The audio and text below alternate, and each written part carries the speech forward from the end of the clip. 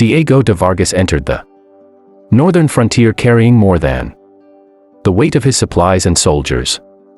He carried expectations, those of the Spanish crown, of colonial authorities far removed from the realities of the land, and of his own ambition to succeed where others had failed. The region before him was not an empty wilderness awaiting order, but a place shaped by memory, resistance, and survival. Years of conflict had hardened its people and loosened the reach of imperial authority. For de Vargas, restoring control meant stepping into a landscape where power was questioned at every turn. The journey north tested both body and resolve. Long stretches of arid terrain offered little comfort, and the physical hardships of travel mirrored the political uncertainty that lay ahead. Roads were unreliable, supplies scarce, and communication with central authorities slow and fragmented. De Vargas understood quickly that decrees issued from afar meant little, unless backed by presence and persistence. Authority on the frontier was not inherited. It had to be demonstrated repeatedly, often under difficult and dangerous conditions. As governor, de Vargas was tasked with reclaiming a region unsettled by rebellion and abandonment. Earlier conflicts had left scars, burned settlements, broken alliances, and deep mistrust between indigenous communities and Spanish colonists. The land remembered these events even when officials preferred to forget them. De Vargas could not rely solely on military strength, for force alone risked reigniting violence that might spiral beyond control. Instead, he approached his mission with calculated determination, seeking to balance firmness with restraint. Responsibility weighed heavily on him.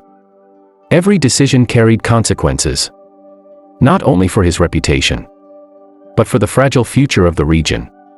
Too much aggression could provoke resistance. Too much leniency could signal weakness. The frontier demanded constant judgment calls, often made with incomplete information and under pressure. De Vargas learned to adapt, recognizing that rigid plans rarely survived contact with frontier realities. Yet ambition also drove him forward. Success in the northern frontier promised honor, recognition, and a lasting place in colonial history.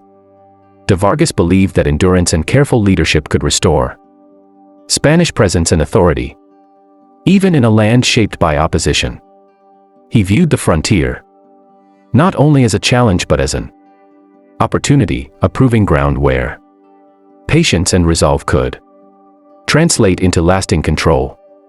The frontier resisted easy solutions, demanding time, negotiation, and constant effort. Leadership here meant listening as much as commanding, enduring as much as advancing.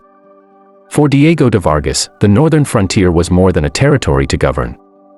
It was a test of whether authority could be rebuilt in a land that had learned to survive without it.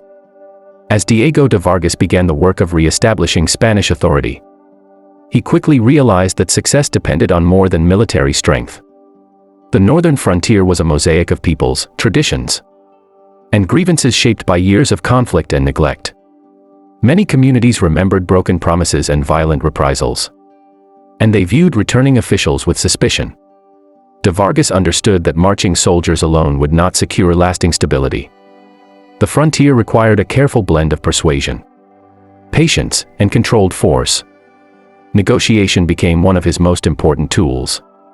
De Vargas often sought dialogue with local leaders, recognizing their influence and knowledge of the land. Words, when chosen carefully, could open paths that weapons could not.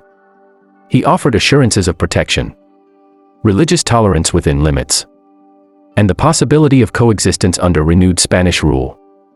These discussions were slow and uncertain, marked by hesitation on both sides. Agreements, when reached, were fragile, resting on trust that had been eroded by past betrayals. Yet de Vargas was also prepared to use force when he believed it necessary. The threat of military action remained a constant presence, reinforcing his authority during negotiations. He viewed strength not as an end in itself, but as a means to maintain order when compromise failed. This balance was difficult to sustain. Each show of force risked undermining diplomatic efforts, while each concession risked emboldening resistance. The The frontier offered no clear rules, only consequences. Progress unfolded unevenly.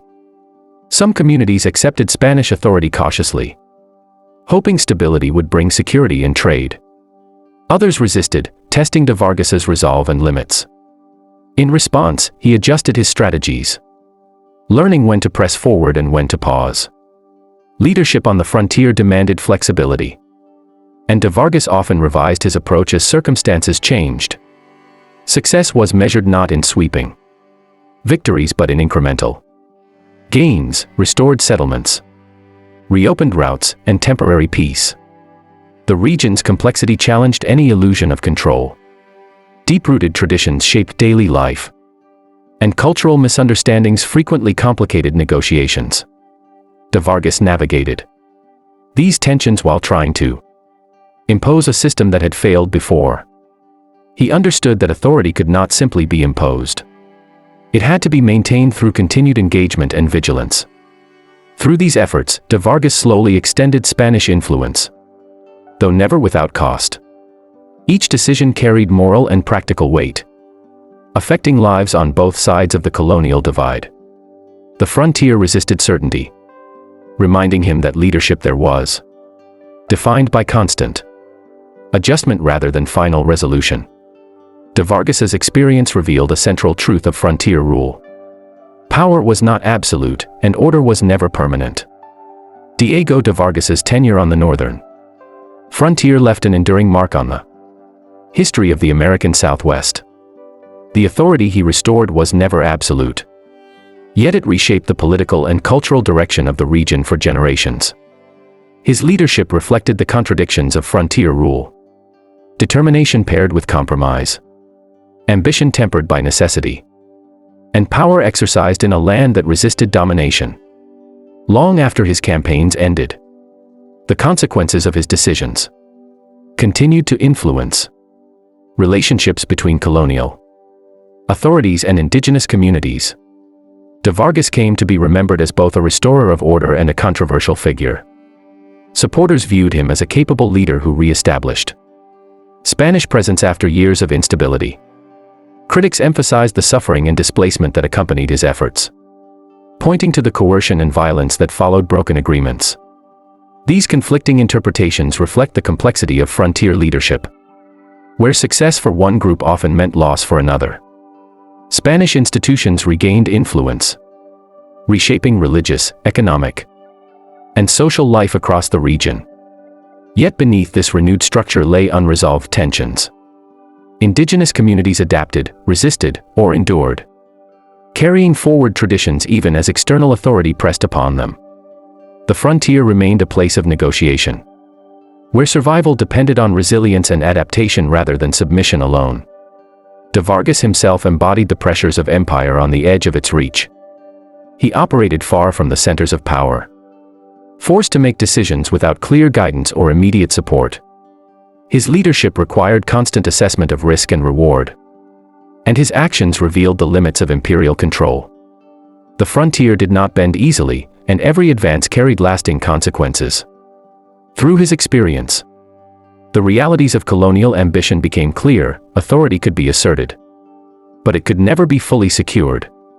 Some emphasize his persistence and administrative skill, while others focus on the human cost of his campaigns. Together, these perspectives highlight a larger truth about the region's history. The American West was not simply conquered or settled. It was contested, shaped by endurance on all sides. Power was exercised unevenly, and its effects lingered long after official rule was established. Through the story of Diego de Vargas, the northern frontier emerges as more than a backdrop to colonial expansion. It becomes a place where leadership was tested by distance, diversity, and resistance. De Vargas's legacy serves as a reminder that the history of the West is defined not only by ambition and authority, but by consequence. In this land of long memory, every action left an imprint, and the struggle to impose order revealed the enduring strength of those who lived there long before empire arrived.